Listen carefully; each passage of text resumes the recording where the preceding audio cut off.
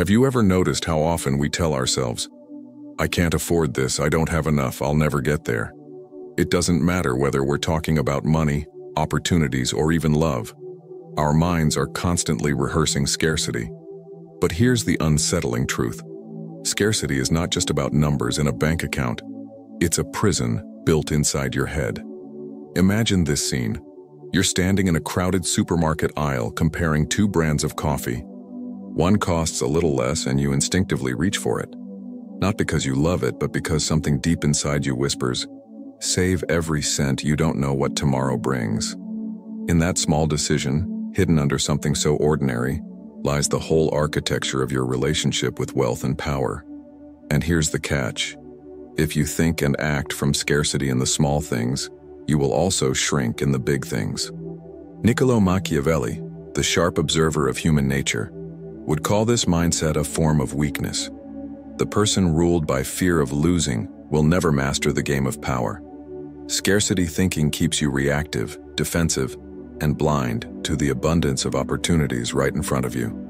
In contrast, the one who dares to think abundantly seizes not only money, but influence, freedom, and authority. So let me ask you directly, how many times in your life have you chosen the cheaper coffee, the safer job, the smaller dream, not because it was right, but because fear dressed itself as being reasonable? What if that habit is the very reason you feel stuck? In this video, we are going to explore 7 timeless laws of the millionaire mindset, seen through the ruthless clarity of Machiavelli. These are not motivational slogans. They are principles that expose how your mind either imprisons or empowers you. And by the end, you'll see that wealth is not a matter of luck, nor even pure effort, but of mastering an inner game. If you've ever felt trapped in the cycle of never enough, this conversation is for you. And if at any point a phrase strikes you as true, pause, comment it below. Share your own battles with scarcity. Because when we bring these shadows to light, we start breaking the chains. Now, let's go deeper. What if I told you that most of the limits you feel around money and power are not real, but carefully constructed illusions? Think about it. From childhood, many of us are taught that wealth is rare, that only a lucky few ever reach it, that wanting more is dangerous, selfish, or even immoral. These voices echo in our heads, shaping our daily choices. But pause for a second. What if the game isn't as closed as you've been told? Imagine waking up tomorrow with a different lens. Instead of seeing barriers everywhere, you start noticing opportunities. A problem at work no longer feels like a burden, but like a hidden chance to show leadership. A difficult negotiation suddenly becomes a stage to expand your influence. Even the money in your pocket feels different. Not a fragile resource to protect, but a tool to create. Doesn't that change the energy completely? Machiavelli would insist that power belongs to those who dare to see the world without illusions. If you believe in scarcity, you will submit. But if you can strip away that veil, you will see how abundance exists in courage, in action, in the willingness to step into spaces others avoid. The truth is, opportunities are constantly passing by, yet most people are too afraid, too blinded by scarcity to reach for them. Let's make this concrete. Think of a time when you believed something was impossible, maybe a promotion, a project, or even starting your own business. You probably imagined all the reasons it couldn't work, but later, when someone else took the chance, you realized it was possible all along. The difference wasn't the situation, it was the mindset. They saw possibility where you saw limitation. So let me ask you, how much of what you call realistic is actually just fear in disguise?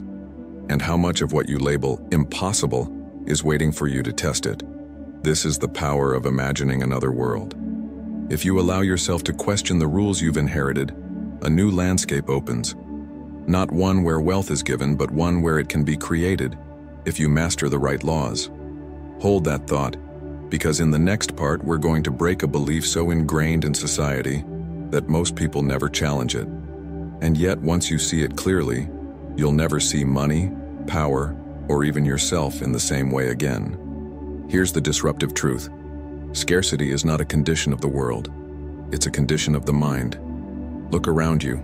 History shows that even in times of famine, war, or crisis, some people rise, accumulate resources, and expand their influence. How? Not because the world magically gave them more, but because they refused to think like victims of scarcity. They played a different game. We've been conditioned to believe that wealth is a zero-sum equation. If one person gains, another must lose. But that belief is not just false, it's paralyzing. Machiavelli, in his sharp observations of power, never assumed the pie was fixed. He saw that those who dared to act decisively could create new realities, new alliances, and new opportunities. Scarcity keeps you waiting for permission. Abundance forces you to take initiative. Let's bring this down to daily life. Think about conversations around money. How often do you hear people say, "I just need to survive until the end of the month"? That mindset shrinks possibilities before they even appear. It traps you in maintenance mode, never creation mode. And here's the hard truth. If you only think in terms of survival, you will never step into influence, because influence requires excess, energy, resources, and vision beyond your immediate needs. But here's the paradox. Scarcity thinking feels safe. It tells you to hoard, to hold back, to never risk too much. Yet by doing so, you guarantee stagnation. It's like planting a seed and refusing to water it because you don't want to waste water. The very act of conserving kills the possibility of growth. Now imagine turning that around. What if scarcity was not a fixed condition but a lens you could take off? What if every "I can't" was replaced by a curious "How can I?" That shift, though subtle, is revolutionary. It's not about reckless spending or blind optimism. It's about refusing to let fear dictate the size of your vision. So here's the disruptive insight. Scarcity is not something life does to you. It's something you allow in your thinking. The moment you see that, you realize you're not as trapped as you believed. And once that veil falls, the natural question arises. If scarcity is optional, what should guide us instead? In the next part, we'll anchor this truth in one of history's most influential voices, to show why abundance is not naive, but deeply strategic. When people hear the name Machiavelli, they often think of manipulation, cunning, and cold strategy. But buried in his writings is a timeless truth. True power does not come to the timid. It comes to those who understand human nature and act with bold clarity. And that principle applies not only to politics but also to money, influence, and the way we live our everyday lives. In The Prince, Machiavelli observes that fortune favors the bold. He compares opportunity to a river, wild, dangerous, and unpredictable. You can either build the dams and channels to direct it, or you can be swept away by its current.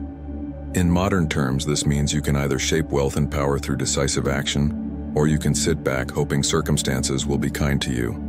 History shows us which group wins. Think about it. How many people do you know who wait? They wait for the right time to invest, the right job to appear, the right partner, the right opportunity. Waiting is a form of scarcity. It assumes you don't have enough to act now. Machiavelli would call this weakness. He reminds us that fortune, like power, respects those who dare. Psychology echoes this. Studies on learned helplessness show how people who believe they have little control over outcomes stop trying altogether. They see the world as hostile and scarce, even when opportunities are right in front of them. This is exactly the trap of scarcity mindset. It blinds you, convinces you that your hands are tied, while others with the same resources move forward. Let's ground this in something you can use. Machiavelli's advice is simple but harsh.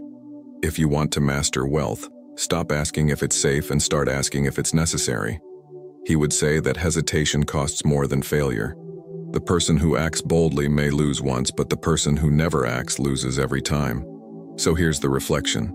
Are you living like a prince shaping fortune, or like a prisoner waiting for mercy?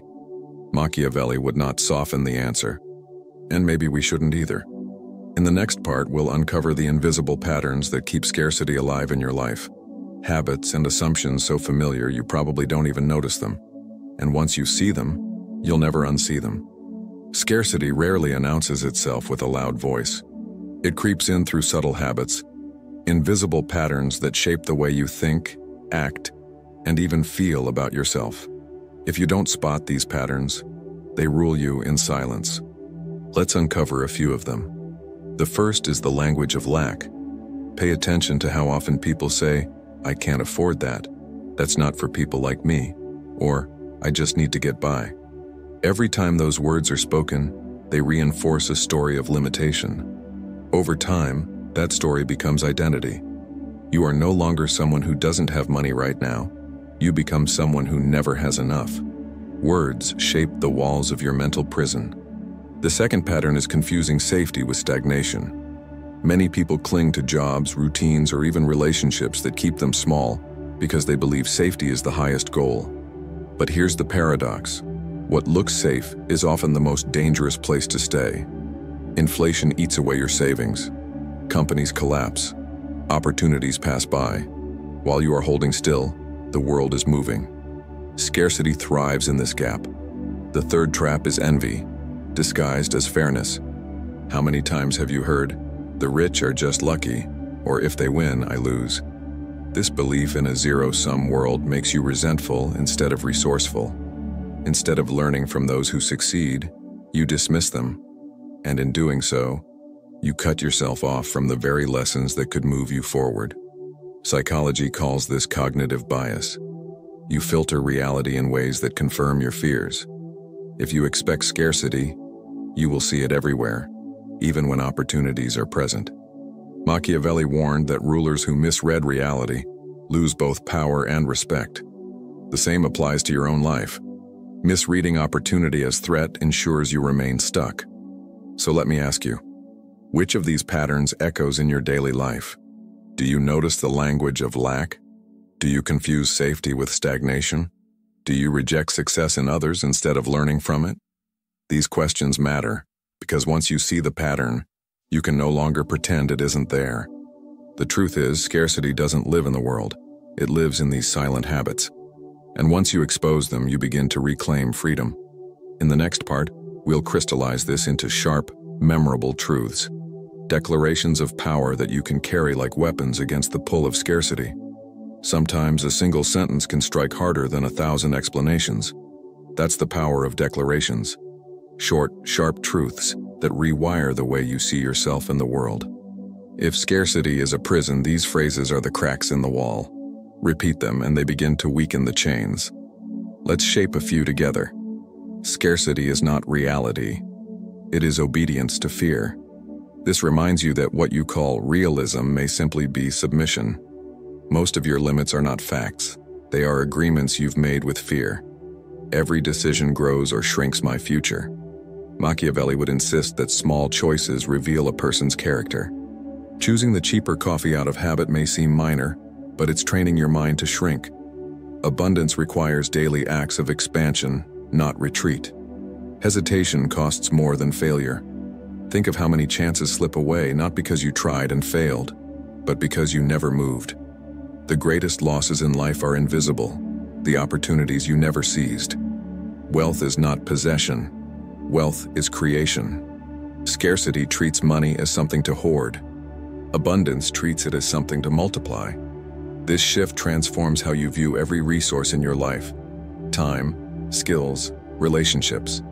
Power respects boldness, not caution. From ancient rulers to modern entrepreneurs, the pattern is clear. Those who hesitate are ruled. Those who act are remembered. These are not slogans to decorate your wall. They are lenses to transform your perception. Speak them often, especially when fear whispers the old language of lack. Let them disrupt your thinking, because disruption is the first step to freedom. So here's the challenge. Pick one of these phrases and test it in your daily life. The next time you face a decision, let the declaration guide you. Ask yourself, am I shrinking my future or expanding it? You may be surprised at how quickly your mind begins to shift. In the next part, we'll dive into a paradox that flips common wisdom upside down. A truth so counterintuitive that once you understand it, you'll see abundance and power in a way most people never will. Here's a paradox that sounds almost offensive to the scarcity mind. Sometimes true abundance is born from limits. At first glance, this feels contradictory. How can less create more? But history, psychology, and even strategy all confirm it. Limits sharpen creativity, discipline, and focus, the very qualities that generate wealth and power. Think of an artist with only 3 colors of paint. At first, it seems restrictive, But those boundaries force new blends, new techniques, and unexpected brilliance. Meanwhile, the one with unlimited colors may drown in choice, producing nothing of substance. Scarcity panics at limits. Abundance bends them into opportunity. Machiavelli himself argued that rulers forged in hardship often become stronger than those raised in luxury. Why? Because constraints demand cunning. When resources are tight, only the bold and inventive survive. The weak surrender, the strong adapt. And this adaptation becomes the foundation of power. The same applies to money. Imagine two people earning the same modest salary. One sees the limit as proof of defeat and retreats into survival mode. The other treats it as training, learning to stretch, invest, and multiply every dollar. Over time, the second person's discipline transforms into wealth, while the first remains trapped. This is where psychology gives us another insight. Studies on resilience show that those who reinterpret obstacles as challenges to be mastered grow stronger mentally and emotionally. Those who see the same obstacles as confirmation of weakness spiral downward. The difference is not the obstacle itself, it's the meaning you attach to it. So here's the paradox in plain words. Limits are not your enemy. The way you interpret them is. To the scarcity thinker, limits are walls. To the abundant thinker, limits are levers. They concentrate energy, sharpen vision, and ignite action. Ask yourself, where in your life have you mistaken a boundary for a dead end? Could it actually be a training ground? Could the constraint you resent be the very thing preparing you for mastery? Once you grasp this paradox, you stop fearing limits. You begin to wield them, and that shift alone makes you far more powerful than those still cursing the walls around them. In the next part, we'll connect this insight to a very personal promise. The reward waiting when you abandon scarcity and embrace the bold path of abundance. If you let go of scarcity thinking, what do you actually gain? This is not about fantasy or some abstract spiritual glow. It's about tangible shifts in how you experience life, wealth, and power. When you stop clinging to the illusion of lack, the first thing you feel is relief. Suddenly, decisions no longer come from fear of losing, but from vision of creating. That single shift is the difference between playing defense and playing offense in life. The practical rewards are profound. Financially, an abundant mindset makes you bolder in seeking opportunities, negotiating, investing, and building. You stop asking, how do I survive? And start asking, how do I multiply? Psychologically, you gain resilience. Scarcity is heavy. It weighs on your chest every day, whispering, not enough. When you replace it with abundance, that weight lifts. You breathe differently, you walk differently, and people notice. Socially, the rewards are equally powerful. Scarcity isolates. It makes you envy others' success, suspect generosity, and cling to what little you have. Abundance expands connection. You see collaboration instead of competition, possibility instead of threat. You begin to attract allies because people are drawn to those who radiate possibility rather than fear. And here's where Machiavelli adds his ruthless clarity. Abundance is not soft optimism. It's strategy. The one who moves with confidence, who does not reveal fear, commands respect. Even in uncertain times, this aura of abundance draws power toward you. People trust leaders who act as though the future can be shaped, not feared. So let me ask you, what would your life look like if you stopped living like a prisoner of scarcity and began moving like a strategist of abundance? Can you imagine waking up tomorrow and making one bold decision? Not because you're reckless, but because you refuse to let fear dictate your path? The promise is this. On the other side of scarcity lies not just more money or more opportunities, but more agency, more ability to shape life instead of being shaped by it. And that is the beginning of true wealth. In the next part, we'll step back and reveal the framework behind everything we've been building, the deeper structure that connects psychology, philosophy, and your daily choices into one coherent path. This is where the scattered insights fuse into a map you can follow. Up until now, we've been dismantling scarcity and planting the seeds of a different way of seeing. But ideas become powerful when they're organized, when you can hold them in your mind as a structure. That's why we arrive here. The 7 laws of the millionaire mindset, drawn from psychology, sharpened by philosophy. and illuminated through Machiavelli's ruthless clarity. Law 1. Vision over fear. Scarcity lives in fear. Abundance lives in vision. Every decision must serve where you're going, not what you're afraid of losing. Law 2. Action over hesitation. Machiavelli's timeless warning. Hesitation destroys more lives than failure ever will. Bold action bends fortune in your favor. Law 3. Creation over possession. True wealth isn't what you hold, it's what you generate. Scarcity clutches. Abundance multiplies. Law 4. Discipline over excess. Limits, when embraced, become fuel. Self-control sharpens creativity and strategy. Without discipline, abundance dissolves into waste. Law 5. Collaboration over envy. Scarcity isolates by making others your rivals. Abundance unites by seeing allies and potential competitors. Power grows in networks, not in cages. Law 6. Adaptation over rigidity. Scarcity fears change, clings to stability, resists the new.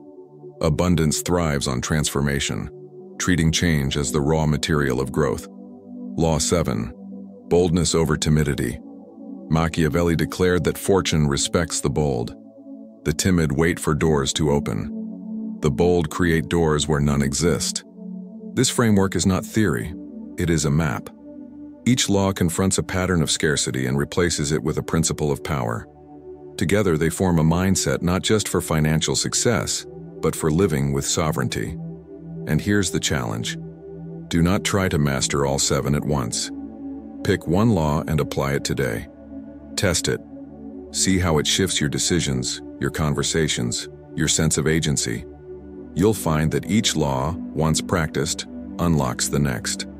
The framework is simple, but the work is demanding. And that's the point. Scarcity is easy. It requires nothing but fear. Abundance requires courage, clarity, and discipline. Now we arrive at the final step. In the next part, we'll close with a call not just to think differently, but to live differently. To join a community of people committed to breaking scarcity and building abundance together. We've walked through illusions, broken patterns, revealed paradoxes, and forged a framework. But here's the truth. Nothing changes until you act. Scarcity will whisper to you tomorrow just as it did yesterday. It will tell you to wait, to shrink, to play safe. And if you obey, this video will become just another idea that fades into the background. But you are not here by accident. Something in you is tired of the chains. Something in you knows there is more freedom, more wealth, more influence, waiting on the other side of fear. That part of you is the seed of abundance. And now it's time to water it. Start small, but start today. Choose one of the 7 laws and practice it deliberately. Maybe it's boldness, making a call you've been avoiding. Maybe it's creation, using what you have to generate something new instead of hoarding. Maybe it's collaboration, reaching out instead of resenting. The scale doesn't matter. The direction does. Machiavelli reminded us that fortune respects those who dare, and psychology reminds us that habits reshape identity. If you dare often enough, you stop playing the role of the timid. You begin to embody the abundant, and once you do, wealth and power become natural extensions of who you are. So let me leave you with this question. Which law of abundance will you commit to living out this week? Write it in the comments. Not for me, but for yourself. When you declare it publicly, you step out of silence, out of scarcity, and into accountability. And if this conversation has struck a chord in you, if you've felt the weight of scarcity loosen even a little, then join this journey. Like this video, subscribe to the channel, and share it with someone who needs to hear it. Because abundance is not built alone. It grows in community. This is not the end. It's the beginning. The chains of scarcity are old, but they are not unbreakable. The question is, will you keep polishing them, or will you step out into the freedom of abundance? The choice, as always, is yours.